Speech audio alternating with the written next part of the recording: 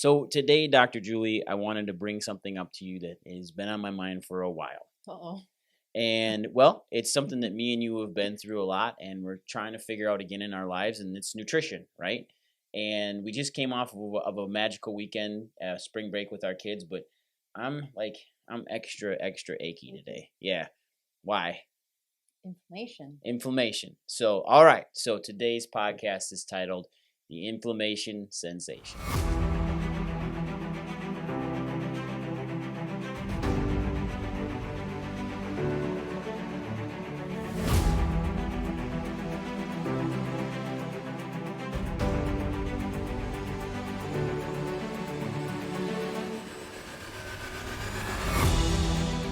So welcome back, everybody. It's your host, Dr. Skip Wyss, the Bowtie Chiropractor, and I am with the wonderful, most fabulous Dr. Julie, Dr. Fairy Fingers. How are you today?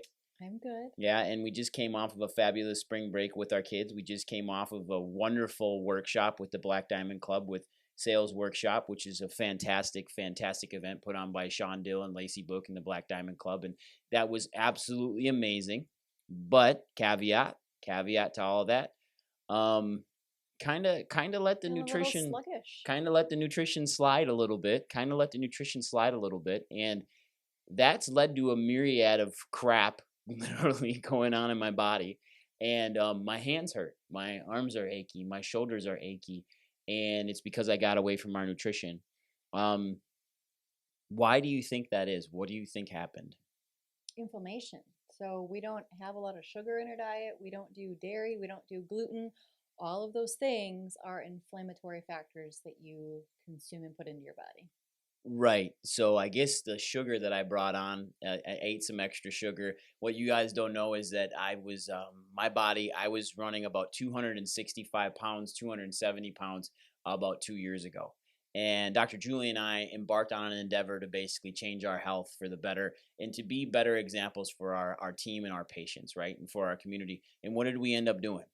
We lost a lot of weight. Yeah, we did. With what? Chirothin, right. And Chirothin is a fantastic, amazing product that we have here in our office that works with amino acids and peptides and cuts sugar out of your system and gets you back to having a very, very healthy, sustainable weight, but more importantly, a very, very healthy, sustainable diet and nutrition program, right? Agreed. And that's why we always test everything before we bring anything into the office. Absolutely. And so nobody's a guinea pig but us. Correct. Or our children. Correct. And so, like, we're not a weight loss office. Mm-hmm. However, we have services now that, yes, the byproduct is weight loss, Yep. but this is decrease inflammation program. That's why I love it. I love it because it can take your body out of insulin resistance and get it back into working like it's supposed to. But more importantly, let's talk sugar, because we just got through what I consider sugar season. Sugar season is one of those things that starts basically at the beginning of October and runs its way all the way through February, all the way through Valentine's Day, and sometimes into March with a lot of alcohol consumption right around St. Patty's Day. And then after that, people basically feel like crap for months. And they can't figure out why they're always sick. They can't figure out why their immune systems are always suppressed, why they have runny noses, why they kind of constantly have a sinus infection over the course of 3 months. And it's because of sugar. And sugar is one of those things that is in everything we eat when we don't eat good, natural food that either comes from the earth, is pulled from a tree, or shot with a gun. And everything that's been man-made, fortified, usually has a ton of sugar in it, correct? Correct. I mean, and people understand, like, don't do drugs, right? Right. Don't do drugs. But sugar is as addictive as cocaine. It's more addictive. It's more addictive. Mm-hmm. And so this isn't a like, oh, I'm okay with my sugar. This is an addiction that needs to be broke, and we have to break that cycle to be able to get over to the other edge. And if that's weight loss for somebody, that's great. If that is the brain fog, that's perfect. But the biggest thing is the inflammation, because inflammation is what keeps us sick. It does. Chronic inflammation keeps us sick. It leads to cancer. Chronic inflammation can be brought on through diet. It can be brought on through really poor sleep habits. It can be brought on through basically bad habits, bottom line. Sleep, nutrition, hydration, caffeine, everything we put into our bodies that actually works as a stimulant usually stimulates that inflammation response that causes a lot of problems. And so when we look back at this, and if we were to talk a little bit about Chirothin, I think Chirothin is one of those products that's absolutely essential for patients that are trying to actually lose weight, because it stops the yo-yo dieting. And the reason why we have yo-yo dieting is because we never actually restored or fixed insulin resistance, which is due to the fact that the body is being bombarded with sugar. Pancreas can't keep up, and then it's putting out tons and tons of insulin to grab that sugar out of your bloodstream. And then all of a sudden now your body and your liver is becoming resistant to that insulin, and now your body cannot actually fight off or get rid of the sugar, so it gets stored as fat due to excess stress in your body, and now you're overweight and you constantly yo-yo. And it's also not easy. And no, right? it's not easy. It's not a sustainable way of living. Like, we should be living in, we talk about abundance. We live in a world of abundance. We should never be not giving ourselves something. That's a negative action. And so when we start to flip that in our head of, instead of depriving ourselves of things, it's, no, I'm going to give myself these things. I mean, then we choose to eat nutritious things that make us feel good. And so that's also that switch that is really great that needs to happen. Eating nutritionally to feel good versus eating sugar to try to satisfy a satire zone in our brain. And that rat study you talked about, which was kind of cool, they've done it. People have done these rat studies year in and year out, and basically they test sugar versus cocaine, and they literally give mice coke and they literally give mice sugar, and it lights up the exact same pathways in the exact same area of the brain and satire zone as cocaine does, but it actually becomes more addictive. And what they found is that these mice would hit the button, constantly go back and hit the button for more sugar, and not go back and hit the button for cocaine. And they had a choice, and they'd go back to the sugar every time because the high was better and the fix was quicker, it lasted longer, and the body became more and more addicted to it, right? And it looks the same. Booger sugar versus real sugar looks pretty much the same. If you didn't know what it looked like, now I know. But I don't think anybody's smoking sugar. No, that they know of, right? I don't know, pixie sticks. Well, that was like the 80s and 90s. Mainline those things, right? Pixie sticks were great. The best flavors ever was the orange, the lemon, the lime, and the orange. Man, the citrus flavors were the best. They were the absolute best. So let's jump back into this sugar cascade. How can our families out there, our moms, our dads, and even the service professionals that work with the families in our area, the families throughout the United States, trying to help service families and decrease that chronic inflammation in the body, is how can they help families eliminate sugar from their diet? Well, if you're talking about grocery shopping, if you can stick around the perimeter, right? So those are going to be the fruits and vegetables that we can pick off the tree or pull out of the ground. That's where we're going to have like our meats, some of those eggs. Typically around the outside of a grocery store, those are safe foods. That's a good spot to be. It's the perimeter. Yes. Yeah. As soon as we start going down those rows, that's where we start to get processed foods. Right. Why everybody is so successful with Chirothin of losing weight is we take out the gluten, we take out the sugars, we take out the dairy, because all of those things are what adds to the inflammation. Dairy is incredibly pro-inflammatory. Incredibly pro-inflammatory. And mukogenic. And mukogenic. So if you're sick, don't do dairy.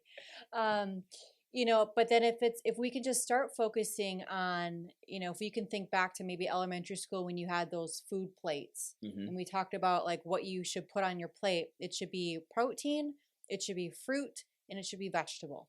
So if you can start to bring your family up and to eat within those 3 food groups, and hydration, water is super, super important to have that hydration. But if you can stick between those 3 food groups, that will at least start a projection for your kids and your family that is going to have a much better outcome than having the dependence on sugar. Yeah, and I think we have to hold space, though, for complex carbohydrates and why those are essential to the diet for proper sugar use, not simple sugar use. And I think that's what people have to understand is processed sugar. Processed foods have a lot of processed sugar in them. And do you mind if I geek out a minute? Sure. Can I? Okay, do you guys mind if I geek out? So let's talk a little bit about simple sugars versus complex carbohydrates and complex sugars. Simple sugars are processed sugars like high fructose corn syrup. They have tons of sugar molecules that sit on the outside of the bond. And what happens then is if the body needs one sugar, what happens is we come in with a big hedge clipper and we make a straight line cut down, and we actually get 4 sugars when we really just need 1.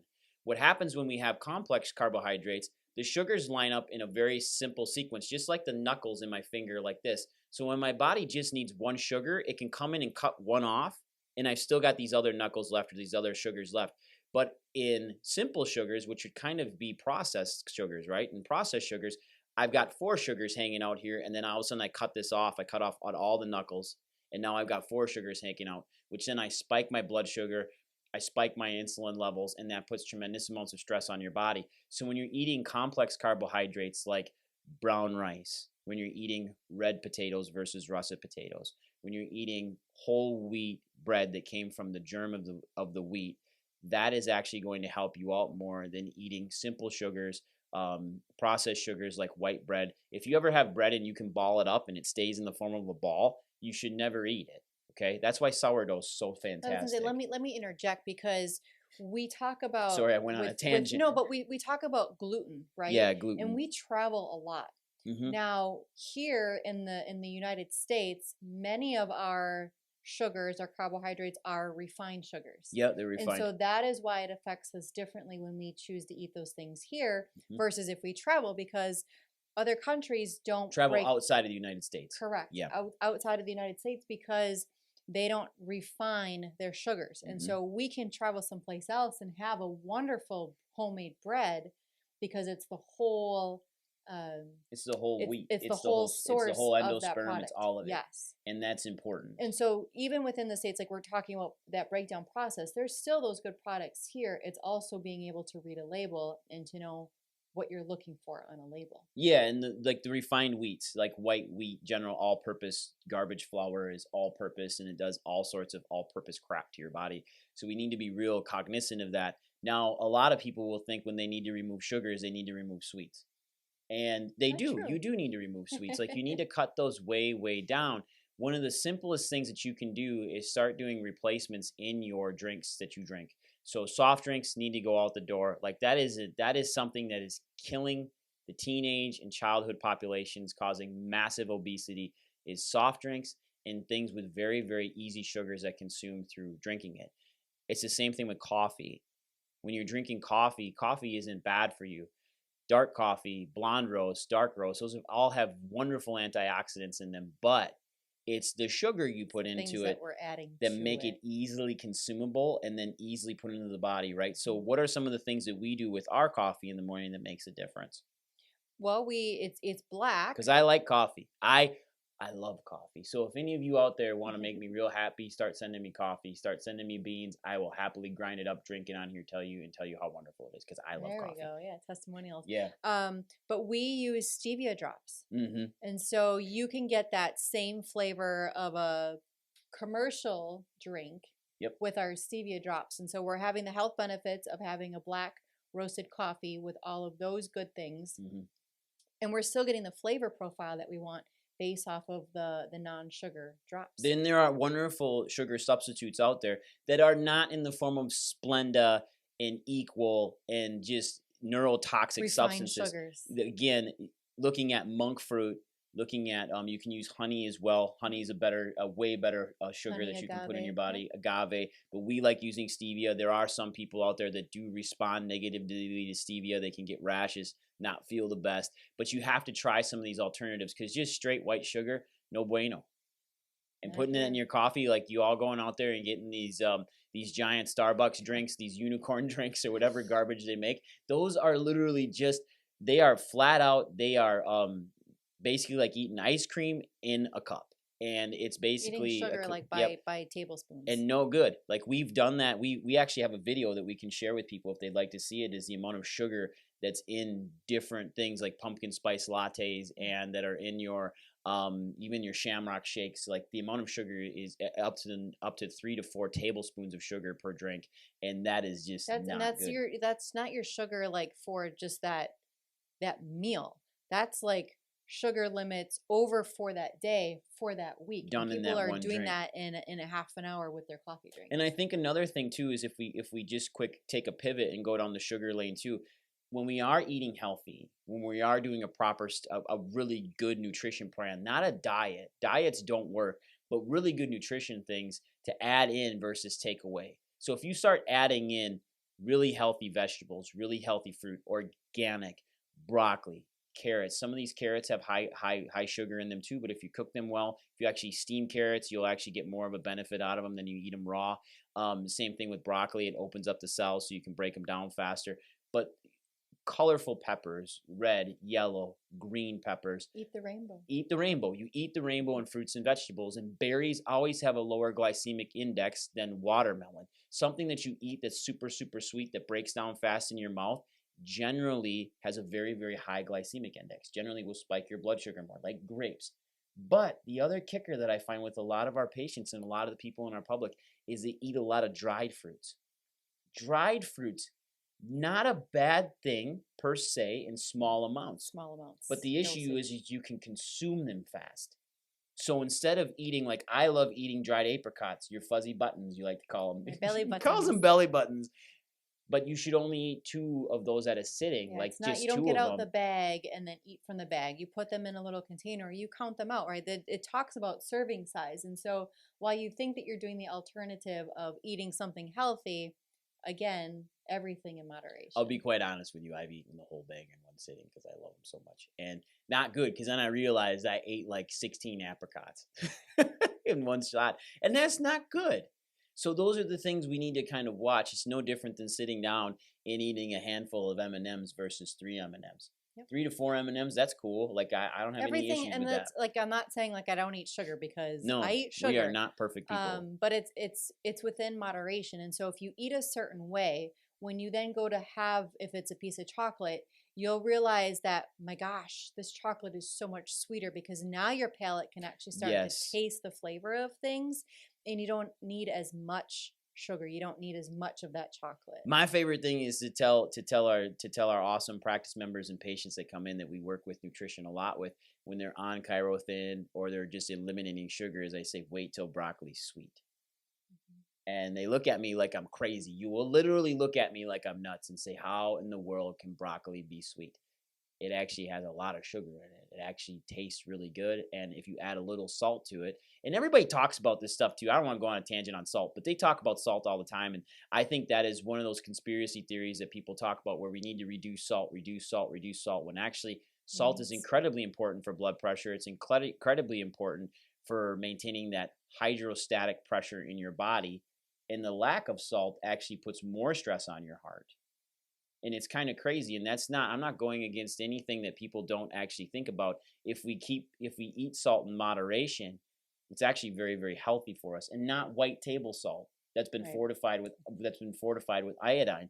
Good Himalayan pink sea salts. Those are excellent. Black sea salts, those are excellent for your body, excellent for your blood pressure, excellent for your cardiovascular system. So I don't want to go on a major tangent on salt, and I won't, but let's rein it back into sugar because you're my sugar. In moderation. In moderation. Nice, thanks. Marital advice. Yes, always husbands in moderation, right?